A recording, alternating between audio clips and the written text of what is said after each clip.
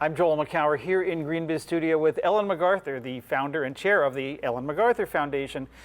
Ellen, the circular economy has become really a global phenomenon, and you, the foundation, have operations now in Europe where you began, the US, China, and even India. Is this really truly becoming a global phenomenon?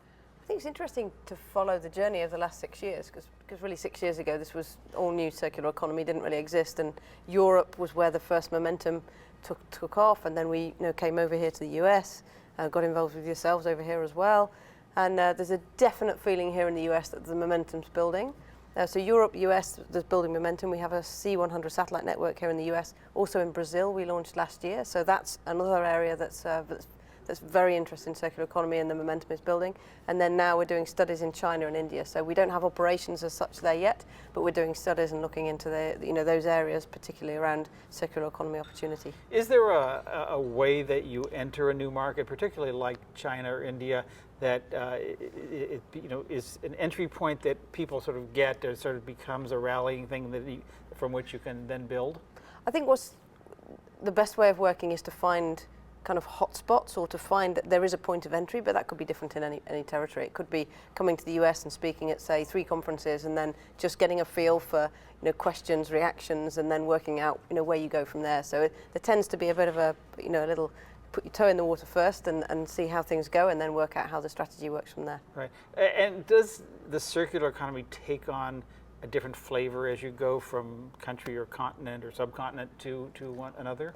I think there are definite differences. I mean, in the Western world and the developed economies, we've built particularly well that linear system that served us well for a long time, but now is beginning to bump up against its limits. In emerging markets, that's not the case. In emerging markets, that technology, that infrastructure isn't invested in, and there's a massive opportunity there to leapfrog that linear system and go straight to the circular one. So they do tend to be different messages. I would imagine that obviously in Asia, for example, in China in particular, you've got a lot of US and Western and European companies that's the part of their supply chain. So by having that circularity, thought process gaining speed over there, it enables Western companies to then build their supply chains. Is there a deliberate effort by big companies to help build the Chinese circular economy? I think there's a keen interest in it, and there's been a lot of dialogue going on, with the backup the supply chain, as there has to be when you look at circular economics.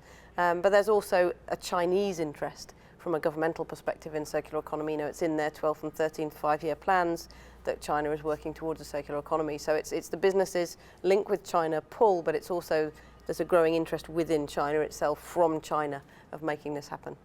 We're going to reel it back to the U.S. Obviously, you mentioned government leadership. They have the 5-year plans in China.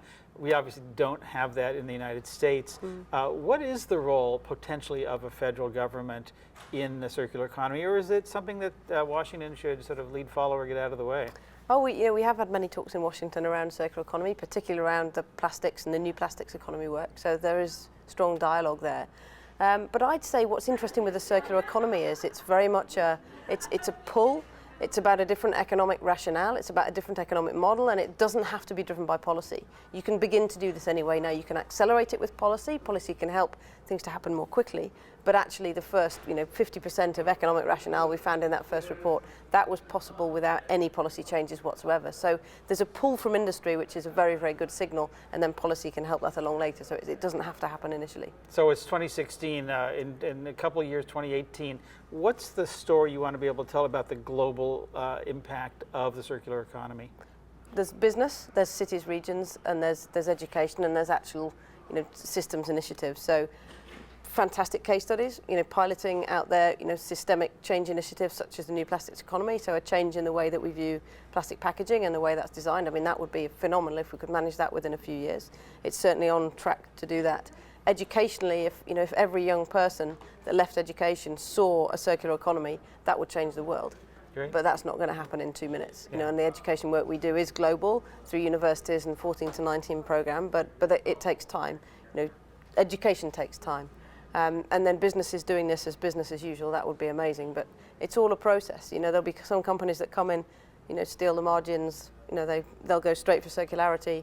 They'll come in and they'll do phenomenally well, and that will really start to push things. Well, lots to do, but it sounds like they're making a lot of progress. So exciting to see. Thanks so much, Ellen. Thank you.